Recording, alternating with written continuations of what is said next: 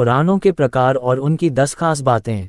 पुराणों के बारे में बहुत भ्रम फैला हुआ है और इसका कुछ लोग विरोध भी करते हैं। दरअसल अंग्रेजी के मिथ शब्द के कारण बहुत भ्रांतियां फैली और इसी शब्द के कारण पुराणों को अप्रामाणिक मान लिए जाने का प्रचलन चला। संपूर्ण पुराणों के पढ़े और उन्हें समझे बगैर उस पर कुछ कहना सही नहीं। ये सही है कि वक्त से साथ भाषा बदली तो पुराणों में कुछ बदलाव भी हुआ होगा। 18 है पुराण। पुराणों की संख्या मुख्यतः 18 बताई गई है। विष्णु, पद्म, ब्रह्मा, शिव, भागवत, नारद, मार्कंडेय, अग्नि, ब्रह्मवैवर्त, लिंग, वाराह, स्कंद, वामन, कूर्म, मत्स्य, गरुड़, ब्रह्मांड और भविष्य।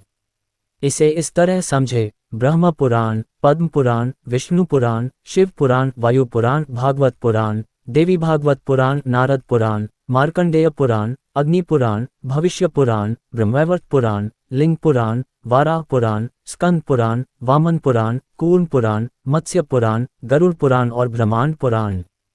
पुराणों के प्रकार: उपपुराण, गणेश पुराण, नरसिंह पुराण, कल्की पुराण, एकाम्र पुराण, कपिल पुराण, दत्त पुराण, श्री विष्णु धर्मोत्तर पुराण, मुद्गल पुराण, सनत कुमार पुराण, शिवधर्म पुराण, आचार्य पुराण, मानव पुराण, उष्णा पुराण, वरुण पुराण, कालिका पुराण, महेश्वर पुराण, सांब पुराण, सौर पुराण, पराशर पुराण, मरीच पुराण और भार्गव पुराण। हरिवंश पुराण, सौर पुराण और प्रज्ञा पुराण भी शामिल हैं। पुराणों की 10 खास बातें। 1. पुराण का अर्थ: पुराण शब्द पुरा एवं अन शब्दों की संधि से बना है। पुरा का अर्थ है पुराना अथवा प्राचीन और अन का अर्थ होता है कहना या बतलाना। पुराण का शाब्दिक अर्थ है प्राचीन आख्यान या पुरानी कथा। पुराणों में दर्ज है प्राचीन भारत का इतिहास। 2. पुराण के 5 लक्षण: सर्गश्च प्रतिसर्गश्च वंशो मन्वंत्राणि च वंशानुचरित चैव पुराण पंचलक्षणम। पुराणों के 5 लक्षण माने गए हैं। 1. सर्ग सृष्टि, 2.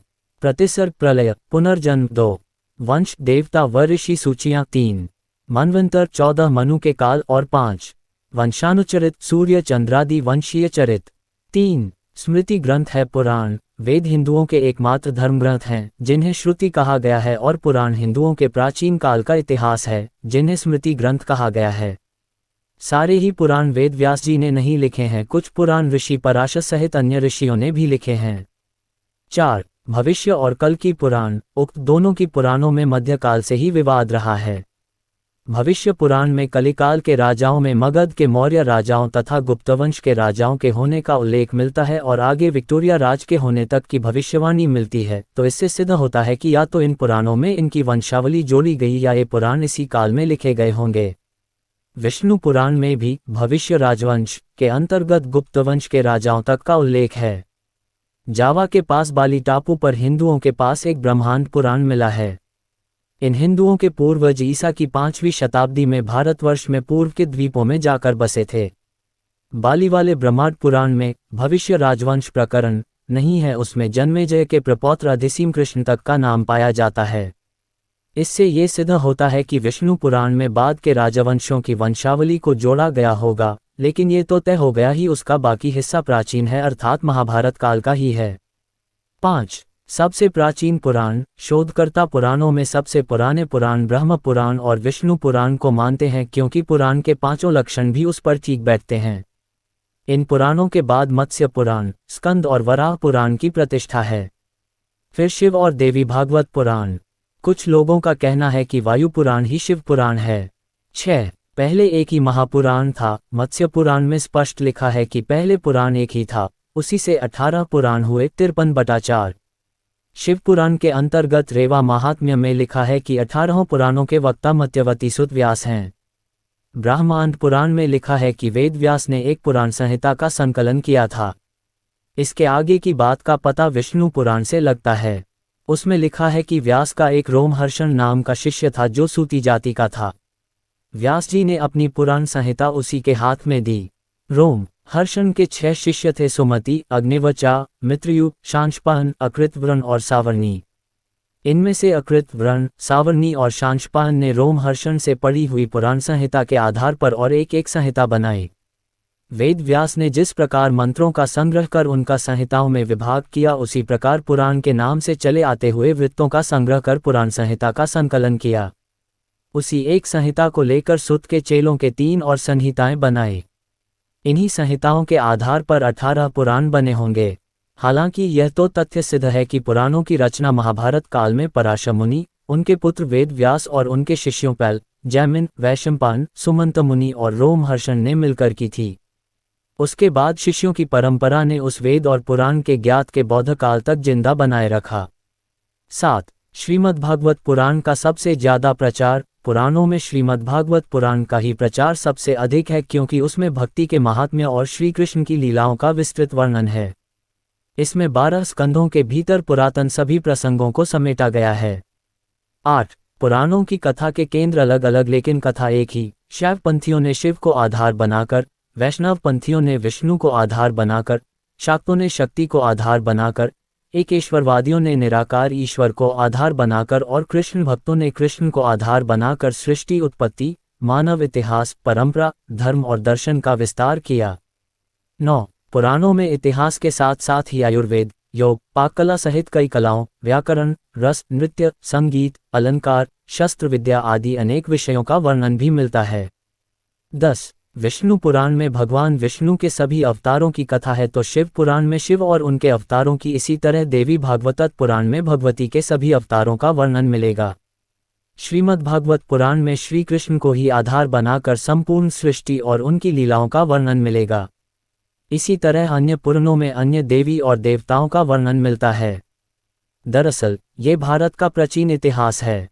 गरुड़ पुराण में जीवन, मृत्यु, ज्ञान, मोक्ष और सत्कर्म की बातें हैं तो भविष्य पुराण में भविष्य की बातें हैं।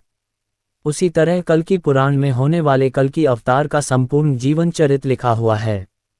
क्यों लिया भगवान विष्णु ने कूर्म अवतार? वर्तमान समय में समग्र विश्व को धर्म का वास्तविक ज्ञान देना वेदों और पुराणों के माध्यम से ही संभव है। वेदों और पुराणों की दिव्य शिक्षाओं के कारण ही धर्म की रक्षा और भक्ति का सुंदर एवं सशक्त विकास हो रहा है। महर्षि वेदव्यास द्वारा रचित 18 प्रमुख पुराणों में से एक महत्वपूर्ण पुराण कूर्म पुराण है। कूर्म पुराण का ज्ञान सर्वप्रथम भगवान विष्णु ने कूर्म अवतार धारण करके राजा इंद्रद्युम्न को सुनाया था। पुनः इसका ज्ञान भगवान विष्णु ने कूर्मावतार अर्थात कच्छप रूप में समुद्र मंथन के समय मंदराचल पर्वत को अपनी पीठ पर धारण करके इंद्रादि देवताओं तथा ऋषियों को सुनाया था। तीसरी बार लोमहर्षण ऋषि द्वारा शनकादि ऋषियों को नैमिषारण्य में सुनाया था। इस पुराण में 17.000 श्लोक और 4 संहिताएं हैं। ये संहिताएं हैं ब्राह्मी संहिता, भगवती संहिता, शौरी संहिता और वैष्णवी संहिता।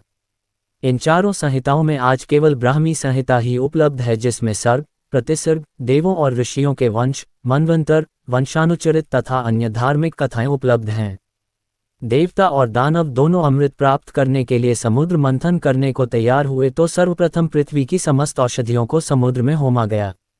मंथन करने के लिए मंदाराचल पर्वत को मथनी और वासुकी नाग की रस्सी बनाकर समुद्र मंथन प्रारंभ किया गया। परंतु मंदराचल पर्वत समुद्र में डूबने लगा और अथाह सागर के पाताल में चला गया।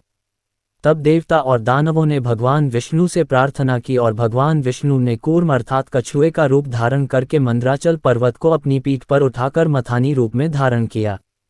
इस प्रकार समुद्र मंथन के फलस्वरूप पारिजात वृक्ष, हरिचंदन, कल्प वृक्ष, कौस्तुभमणि, धन्वंतरी, वैद्य, चंद्रमा, कामधेनु, ऐरावते, हाथी, उच्चश्रवा घोड़ा, साक्षार्ग, धनुष, लक्ष्मी, रंभा, शंख, वारुणी, कालकूट और अमृत कलश रत्न निकले। अन्य पुराणों की भांति कूर्म पुराण में भी सृष्टि की उत्पत्ति ब्रह्मा से मानी गई है। इस पुराण में विष्णु के नाभि कमल से ब्रह्मा जी का जन्म और फिर ब्रह्मा जी के 9 मानस पुत्रों के जन्म का वृतांत है। यहाँ कूर्म रूप में विष्णु भगवान स्वयं ऋषियों से चारों आश्रमों का उल्लेख करके उनके 2 रूप बताते हैं। आश्रम व्यवस्था का विवेचन। ब्रह्मचर्य आश्रम, इसमें 2 प्रकार के ब्रह्मचारी होते हैं। उपकुर्वाणक, जो ब्रह्मचारी विधिवत वेदों तथा अन्य शास्त्रों का अध्ययन करके गृहस्थ जीवन में प्रवेश करता है, वह उपकुर्वाणक ब्रह्मचारी होता है। नैष्टिक, जो ब्रह्मचारी जीवन पर्यंत गुरु के निकट रहकर ब्रह्मज्ञान का सतत अभ्यास करता है, वह नैष्टिक ब्रह्मचारी कहलाता है। गृहस्थ आश्रम में रहने वाले मनुष्य साधक और उदासीन कहलाते हैं। साधक गृहस्थ, जो व्यक्ति अपनी गृहस्थी एवं परिवार के भरण पोषण में लगा रहता है, वह साधका गृहस्थ कहलाता है। उदासीन गृहस्थ जो देवगणों के ऋण, पितृगणों के ऋण तथा ऋषियों के ऋण से मुक्त होकर निर्लिप्त भाव से अपनी पत्नी एवं संपत्ति का उपभोग करता है, वह उदासीन गृहस्थ कहलाता है। वानप्रस्थ आश्रम इसे दो रूपों तापस और सान्यासिक में विभक्त किया गया है। तापस वानप्रस्थी जो व्यक्ति वन में रहकर हवन, अनुष्ठान तथा स्वाध्याय करता है वह तापस वानप्रस्थी कहलाता है। सान्यासिक वानप्रस्थी जो साधक कठोर तप से अपने शरीर को क्षीण कर लेता है तथा ईश्वर की आराधना में निरंतर लगा रहता है उसे सान्यासिक वानप्रस्थी कहते हैं। संन्यास आश्रम में रहने वाले व्यक्ति पारमेष्ठिक तथा योगी कहलाते हैं। पारमेष्ठिक सन्यासी नित्य प्रति योगाभ्यास द्वारा अपनी इंद्रियों और मन को जीतने वाला तथा मोक्ष की कामना रखने वाला साधक पारमेष्ठिक सन्यासी कहलाता है। योगी सन्यासी जो साधक ब्रह्मा का साक्षात्कार कर अपनी आत्मा में ही परमात्मा के दिव्य स्वरूप का दर्शन करता है, वह योगी सन्यासी कहलाता है। पुराण की विशेषताएं। इस पुराण के पूर्वार्ध भाग में निष्काम कर्म योग साधना, चतुर्युग वर्णन, काल वर्णन, 9 प्रकार की सृष्टियों का वर्णन, भगवान शिव के विविध रूपों की महिमा, शक्ति उपासना का भावुक वर्णन, स्थूल शरीर से सूक्ष्म शरीर में जाने का वर्णन। इस पुराण के उत्तरार्ध में ईश्वर गीता और व्यास गीता का बहुत ही सुंदर विवेचन किया गया है। ईश्वर गीता में भगवान शिव के नटराज रूप का वर्णन है। आत्मतत्व के स्वरूप का वर्णन करते हुए भगवान शिव कहते हैं जिस प्रकार प्रकाश और अंधकार का, धूप और छाया का कोई संबंध नहीं हो सकता, उसी प्रकार आत्मा और प्रपंच दोनों एक दूसरे से सर्वथा भिन्न हैं। इसके अलावा कूर्म पुराण में सांख्य योग के 24 तत्वों, सदाचार के नियमों, गायत्री महिमा, गृहस्थ धर्म, विविध संस्कारों आदि का विस्तृत वर्णन किया गया है। कूर्म पुराण वैष्णव प्रधान पुराण है लेकिन इसमें शिव जी की महिमा का विस्तार से उल्लेख है, अतः ये पुराण सभी संप्रदायों के लिए महत्वपूर्ण है।